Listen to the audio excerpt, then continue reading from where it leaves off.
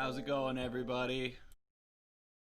Welcome back to the Emerald Crusader live stream. So I am very excited today because we are doing my second part to a series. So this, if you don't know, is Chai Friday. Chai Friday is where I platform my book club. Chai, am I reading this? So this month we are reading Salem's Lot. So one quick note before we dive into this. So on the previous stream, I said I was going to read the first 4 chapters. So I misspoke a little bit because I included the preface as a chapter. So I actually only read up through chapter 3. So sorry if you're a chapter ahead of me.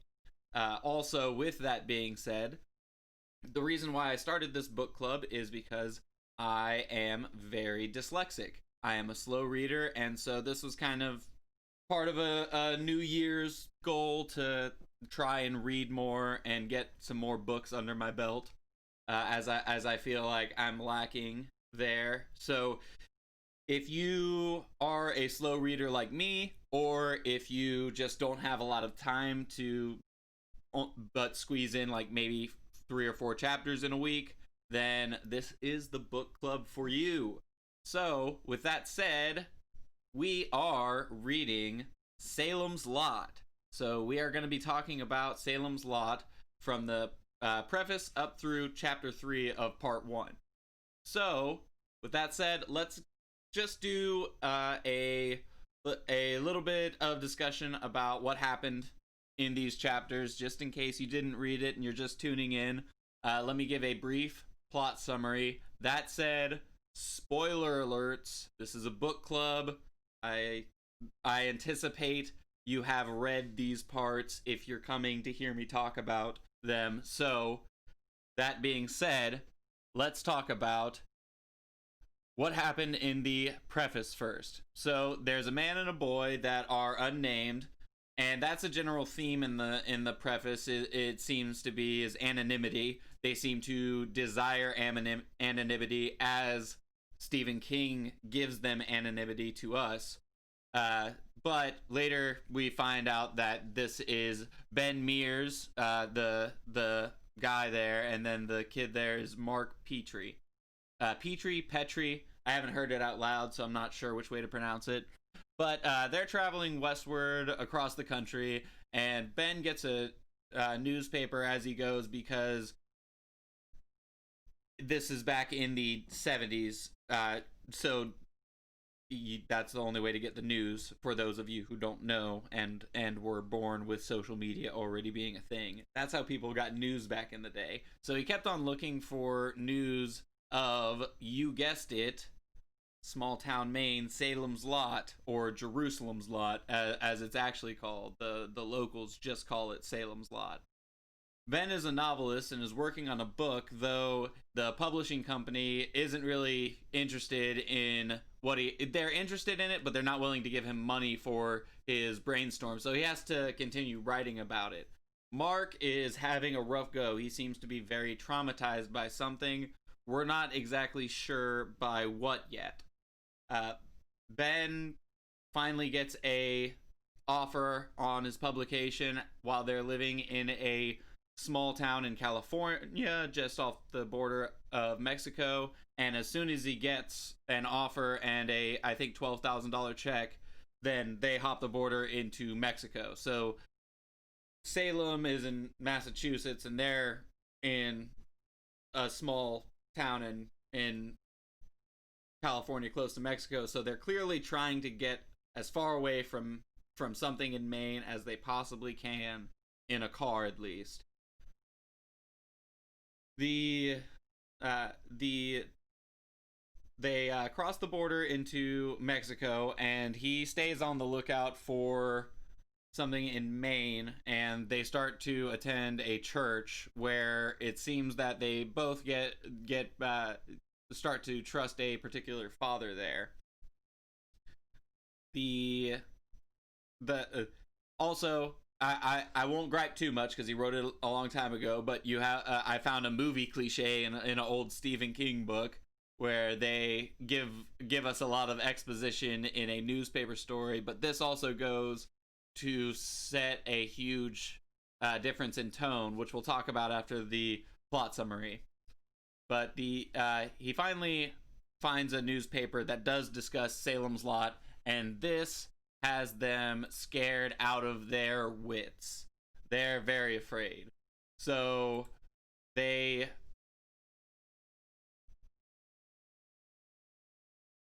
the newspaper article talks about how people have gone missing in the town and it's become a bit of a ghost town, but some people aren't actually missing as they've been found elsewhere. But the really strange thing is how none of them are willing to talk about what happened in Salem's Lot. It notes that Lawrence Crockett was involved in a questionable business dealing, and that the Royce McDougalls, I think, I'm not sure how to say it. I'm bad at pronouncing last names if you haven't noticed. Had lost an infant son, and so might have moved on. Other folks are missing, like Henry Petrie, Mark's father, that are harder to account for, and the police try and say it's deadbeats disappearing, and other people are like, well, some of these people were like librarians and like, you know, owned businesses, trustworthy people that wouldn't just disappear. 2 months after reading the newspaper article, Mark makes a confession to a local priest and tells him everything that happened in Salem's Lot. The priest comes to Ben and tells him of the confession, and it's all like Ben confirms that everything that Mark told him was true, and that scares the father and the guy translating for him. And then Mark and Ben say they love each other and decide to make their way back to Salem's Lot. So then we get to chapter 1. So this turns out to be I think we're catching it at the end of the story after the events, so now we're going back a little ways and talking about the characters before these events. So this is Ben, who was with Mark in the preface after whatever happens in Salem's Lot. Ben Mears is driving through Mainz, heading to Jerusalem's Lot. Ben thinks about a 25 years earlier when he first came to the lot. He also thinks about a motorcycle accident that killed his wife, and just, you know, gives him a little bit of development. You know, Ben sees gets to the Marsden house and stops the car and is excited and somewhat scared of it. Oh, and then we get to chapter 2, and we meet Susan. So Ben gets into town and sees a pretty girl. The pretty girl recognizes Ben because she's reading one of his books. She introduces herself as Susan Norton. There's some stuff about how they'll be important to each other and some foreshadowing going on about, you know, fate and that kind of stuff. Ben and Susan talk about how much Susan likes Ben's book, and Stephen King thinks authors are cool and all that kind of stuff. And so Ben and Susan go and grab some ice cream, and then they watch while and then people, you know, are on looking while they're doing this. Susan says she's going to New York someday. That's where small town girls go to do big things, so that's what she's gonna do. Susan is a painter who's made some local sales to a cinema that they end up going on a date later to. Ben tells Susan to prepare for New York. Ben says that he left Salem's Lot a month after the big fire. The big fire is something that they talk about and say that it's the only notable thing in the town history. That happened in 1951, so she is 23, and Ben is 10 to 12 years older. They talk more about the town and shared memories and so on and so forth. Susan has to go. She and Ben leave. Ben stares at the Marsden house and thinks about how maybe it should have burned down instead of being one of the things saved in the fires. Oop. Sorry about that.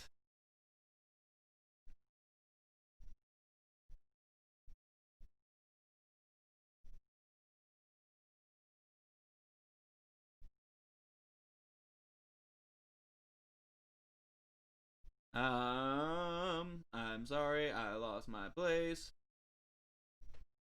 So Nolly Gardner, sheriff's deputy, and Perkins Gillespie, the sheriff, see Ben and Susan go into the drugstore and chat about it. Nolly and Perkins provide some exposition, saying that Ben is staying at Eva's boarding house, and this is one of my favorite things about Stephen King is he lets characters lay out a lot of the setting and the plot points instead of just having the narrator lay it out for them.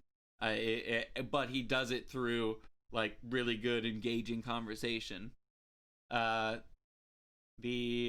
next little part is some history about Salem's Lot. It's named after a pig named Jerusalem who broke out of her pen and went wild. The owner, Charles Tanner, would warn kids to stay out of Jerusalem's Lot, and that's how it became the town's namesake. Susan tells her mom and Ben, about Ben. Anne is not pleased.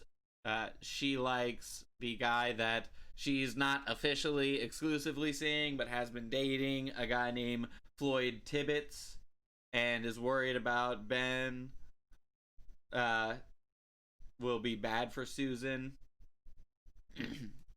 Susan and her mom argue, and from that argument comes from one of my favorite passages in the book so far, and we'll talk about that in just a little bit. Susan stomps upstairs. They argue, and then she sees him the next day, and then they go see a movie. Susan and Ben chat.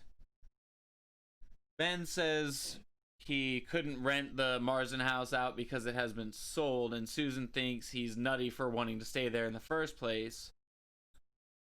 We finally get an explanation of what the deal is with the Marsden house. If it was the home of Hubert Marsden, supposedly a wealthy man who made his money in trucking. In the summer of 1939, the mailman, Larry McLeod, discovered Bertie Marsden, Hubert's wife, shotgun to the face. Later, investigators found that the house was full with booby traps. Marsden himself was hanging in his room, dead. Susan remembers how she and her friends like to scare each other with the stories. Ben tells a story about going into the Marsden house as a kid. Several boys, including Floyd Tibbets, the prior love interest before she met Ben of Susan, dared him to go into the house and take something. He went in, opened the door, and Marsden's room, and saw the corpse hanging there, and it opened its eyes and looked at him. He ran out screaming, but he did take a glass snow globe with him, which he still has. Ben speculates that places like Marsden's house might hold on to memories of strong emotions, and then those emotions are able to come through the medium of a child's belief. Something along those lines. Ben asks Susan to sit on Eva's porch with him and have a nightcap. They are on the porch. Susan thinks she likes Ben a lot. There's a lot. There's a light on in the Marsden house, and Ben and Susan kiss goodnight. And Susan invites Ben over to her house for dinner. The light at the Marsden house seems like a kerosene lamp rather than electricity, and Ben and Susan decide to call it a night, and he drops her off at home. In his room, Ben sees more lights in the Marsden house and has a nasty dream about seeing Hubert Marsden hanging from the rafters, then turning to run away, finding the door to be locked. So I really liked this chapter and how it developed these characters and how it gave a little bit of backstory in that she was a fan and now she's getting a little peek behind the curtain, because she says in the chapter that she didn't really think that after reading his books that he could have such a dark story to tell in his childhood. But it develops really well, especially that ending there, because I think a big theme of this book is going to end up being facing your fears, because he was running away and he's locked in and he seems to have this fear of this house. But let's talk really quickly about chapter 3, the lot. This is my favorite chapter so far. It has a bit of a Tarantino vibe going on to it, and it starts off with the time of day, so it follows through just in what's the word, chronological order with the time, and jumps from just different character to different character, and it's just really well written. But in the chapter, it starts off at 4 a.m. with Hal Griffin, an 18-year-old farmer kid who hates school and just wants to inherit the farm. He resents his brother Jack, who's 14, who is much better at school than he is. At 4:30, we meet Irwin Wynn Purrington, the milkman. In delivering his milk, he has to go back to his truck for sour cream with Susan's note because she wants sour cream for her dinner with Ben tomorrow. He gets all huffy with this, and apparently his wife died, but he's like super stoked she died because he hated her, and like other characters don't openly agree with him in this, but when Stephen King gives us an insight into their mind, they're like mentally like, yeah, she was a total succubus. So that's kind of odd to write in there. Eva Miller, the owner of the bed and breakfast, is making breakfast. She talks briefly with Purrington, who's delivering milk. A 17-year-old mom, Sandy McGonigal, gets up to feed her baby Randy, who won't stop crying, so she punches him in the face a few times after throwing the bottle at him because she's upset that he pooped everywhere. That was a pretty dark part of the chapter. But yeah, it just with Stephen King, there's going to be some really bone-chilling material like that, and it was written in a uncomfortably descriptive manner, which I think was the intention with it. So then we go on to 6:45 a.m. Mike Ruckerson, the gravekeeper, is feeling good about life. Then he finds Doc Wynn Purrington's dog hanging up on the grave fence. Someone had put the dog on a spike at the top of the fence to the cemetery.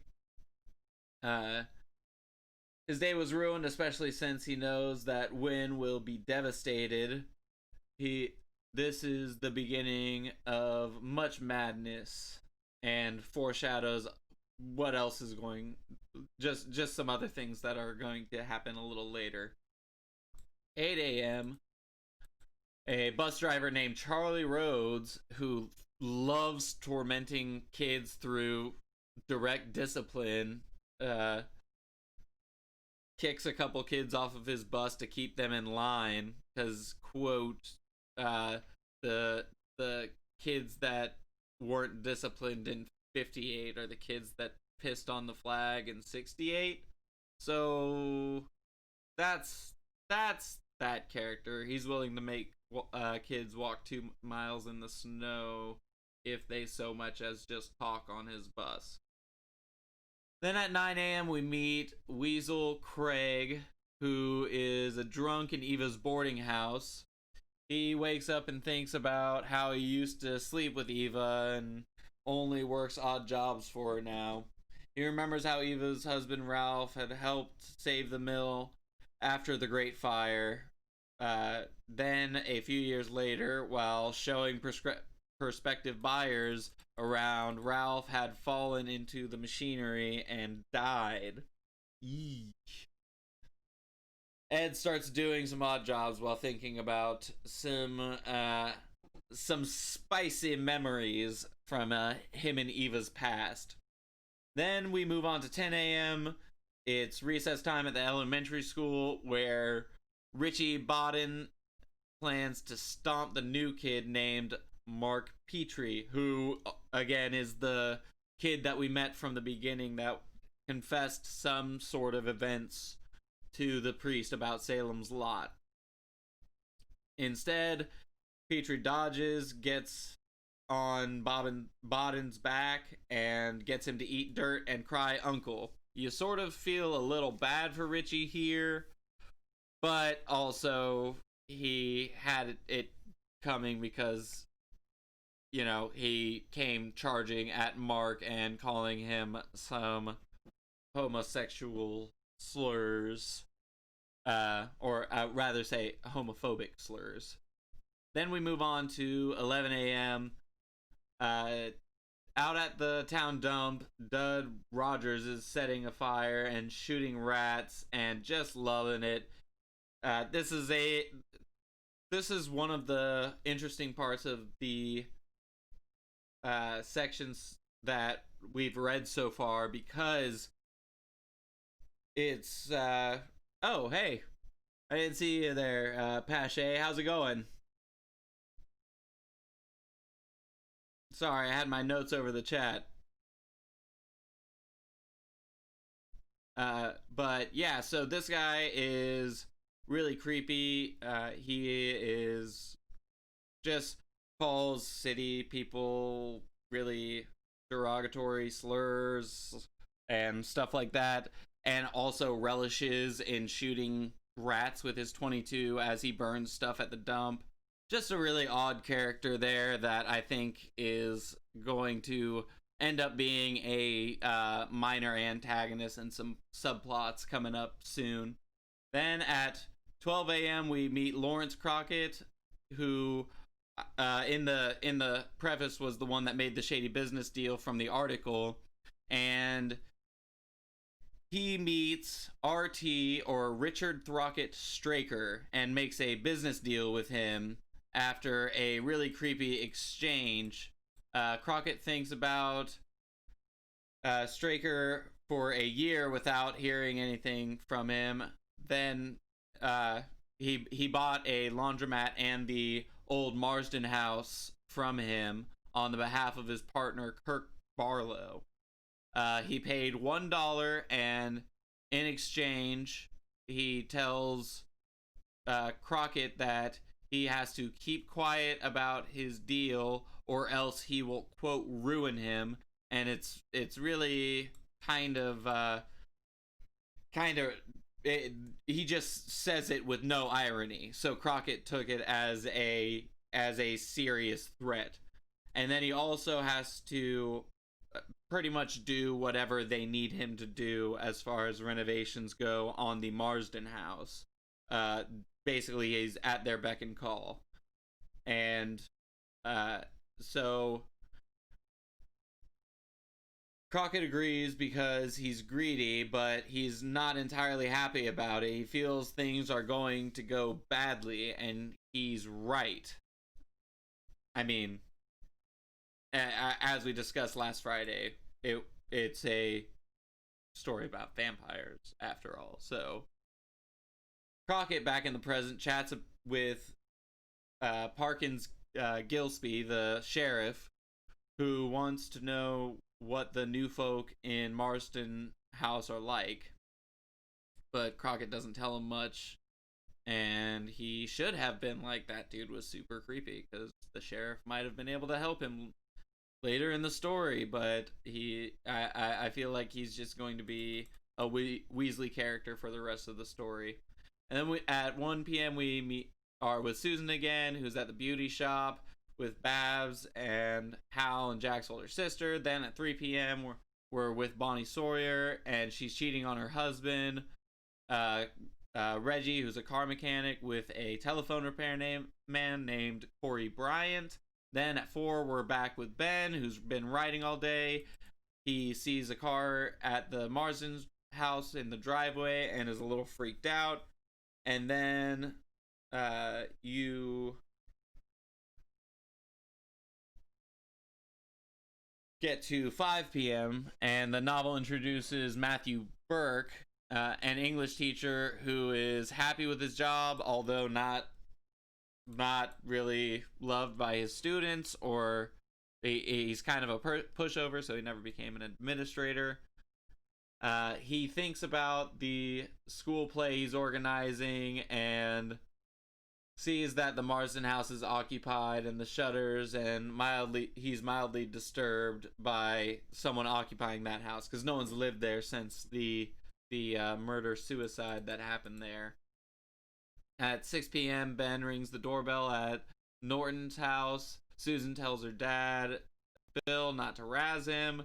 They end up hitting it off, which is not normal for a art fart, as Bill, Susie's dad, puts it. But Anne still would prefer Susan to go with Floyd. And then at 7, we are with Floyd Tibbets, and he's getting a drink at Dell's and learns about the death of Wynn's dog, Doc, and Wynn is actually his uncle. So the owner of the bar, Delbert Markey, thinks that the killers are devil worshippers, and he's trying to spread that rumor around town with the article about something that happened in Florida. So Floyd leaves to go comfort his uncle because he's sure that he's distraught over Doc's death. At 8 p.m., Danny and Ralphie Glick are going over to Mark Petrie's house to see his monster figures. Their mom, Marjorie, warns them to come home early, but I don't think they're going to be coming home anytime soon. And so they eventually are walking along and take a shortcut to Mark's house, and they hear something in the woods. Ralphie, the little brother, says that he sees something in the woods. Danny was telling him about ghosts, and so he thinks he's lying, until they both hear some twigs breaking around them, and then the darkness takes them, as Stephen King puts it. And then we end at 12:59 p.m. and we have Mr. Straker again in the cemetery this time, and he is saying some strange things, like talking to his Dark Lord and asking for a sign, and then the wind blows, and there's nothing audible to us but the wind. But then Mr. Straker says, "I'll get this for you," and gets up and walks away while holding a child. So that is the first 3 chapters. And so let's get to my favorite passage. This was in the second chapter, and this was describing parenthood while Susan was arguing with her mom about basically how she leads her love life. And it goes, In the end, you always crashed against the unspoken barricades of their love, like walls of a padded cell. The truth of their love rendered further meaningful discussion impossible and made what had gone before empty of meaning. And I'm sure, I mean, I'm not a parent, but I'm sure there's some parents that can relate, and I know that there are some children that can relate to that, just how sometimes you can feel a bit suffocated by the love and the will of a parent crushing you. So that was my favorite passage of the book so far. So let's talk about some analysis. So Stephen King is a master of creating tone through the description of the setting, especially when he's talking through the character's eyes. I mean, just in the preface, it was very bleakly described until they got to California, where I mean, just for example, they described the Pacific Ocean as warmer and friendlier than the Atlantic Ocean. And I thought that was a neat way to just show that while they were running away from something clearly, they were also not doing it urgently. At least that wasn't the tone of the chapter. It was more of them just slowly but surely putting distance between themselves and Salem's Lot, but it seemed like they were really looking to start anew, and I think that's why the confession was so important in the first in the first section of what we read. And also just creating setting using characters' emotions, like the way that he describes how a room looks can vary on not only the character that's describing it, but also what mood the character is in. And I think that's just a wonderful way of portraying the setting. And also, I think a lot of it is tone. I mean, especially in chapter 3, as we changed from following different character to different character to different character, the writing styles changed with it, and you just got to see how some characters thought. I mean, just for example, one of the characters would use a term in a derogatory manner, and another term or another character would use a certain term in its original meaning, such as weird or strange.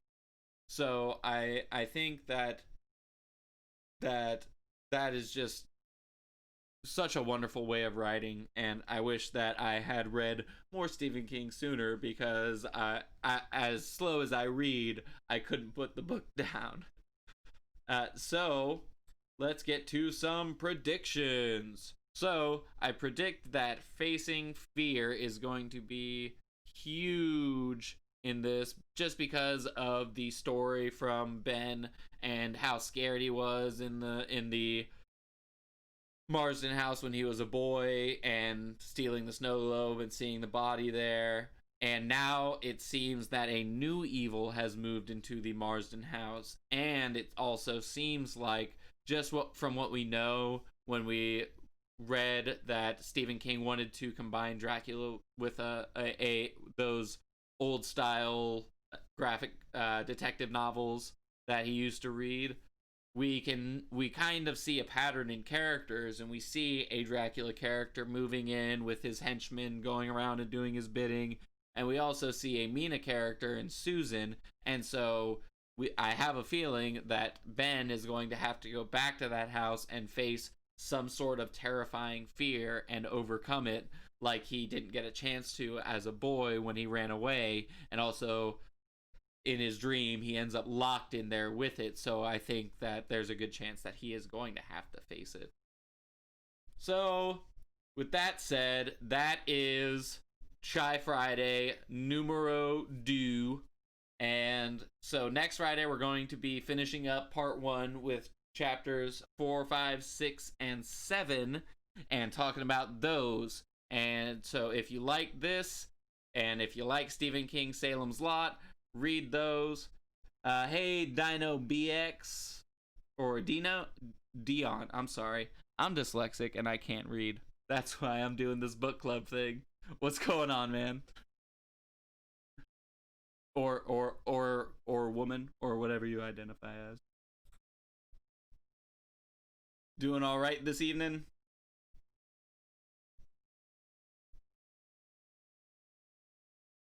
Well, I was just wrapping up my book club for the day. So if you guys are interested, we're reading Salem's Lot. I just talked about the preface and 1 through 3 in parts 1. So next Friday, I'm going to be talking about chapters 4, 5, 6, and 7, which is the remainder of part 1. And if you like this, join me then. And then I also will be back tomorrow with another Weekend Deep End. Then on Monday with Music Monday. On Wednesday with Willpower Wednesday. And Thursday with Thoughtful Thursday. So those are just 30-minute pieces that are themed as they are titled. If any of those sound interesting to you, please join me. Other than that, everyone have a wonderful evening. And thanks for stopping and checking out the stream. You're selling a TikTok account which has 50.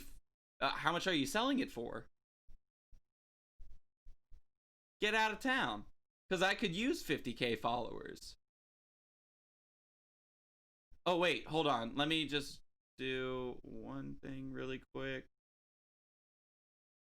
I didn't. Let's see. Fix this then. Oh! Oh no! I think I accidentally banned him. I think I banned the guy that was trying to sell me 50,000 followers on TikTok. Whoopsies. My bad. Anyway, sorry about that, guys. Everyone, thanks for coming by. We'll be back next Friday, as well as all the other days. I said I'm streaming at 6 o'clock, streaming until 6:30. Everyone, have a good night. Bye.